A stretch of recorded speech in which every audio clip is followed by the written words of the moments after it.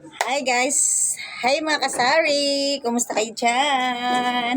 Andito na naman tayo ay nagbabalik. Pabili ng cheese rin. Malaki, maliit. Yung malaki. Sige ko ha. Yan. Andito na naman tayo ay nagbabalik, guys. It's merienda time. Banana Q. Ay, hindi. Maruya. Maruya mo na ang merienda natin ngayon. 2 piraso. Binili natin, guys. Ayun, niluto natin uli kasi gusto natin yung crispy. Bumili kasi tayo ng merienda. O ngayon, niluto natin uli. Guys. Kainan na. Katatapos lang po natin kumain ng pananghalian. Kakain na naman tayo nito.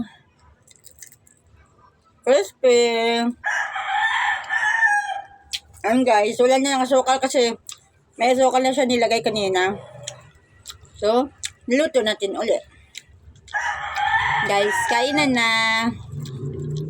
Gusto natin yung medyo crispy-crispy. Kaya, yun. Ayun ulit natin.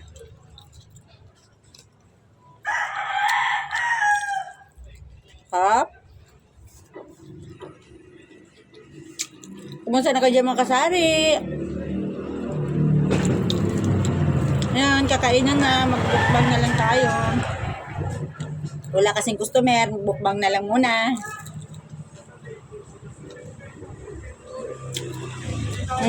May pasa ako. Nabanggain dun sa motor. Sa may pintuan.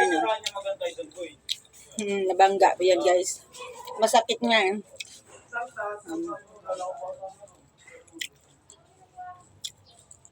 Ayun po. Matagal na rin tayo hindi nakakain ito eh. Kaya ngayon, bubili tayo. Malapit lang naman kaya hindi man tayo malabas. Natikman ko kasi ito nung isang araw na may customer nagbigay sa akin. Bigyan ako 1 piraso. Ayun o. Pinaturo ko kung saan banda bilhin. O, pinuntahan ko kanina. Maubos natin ito 2. Pabili, 3 point na patala. Wow, sarap naman yan.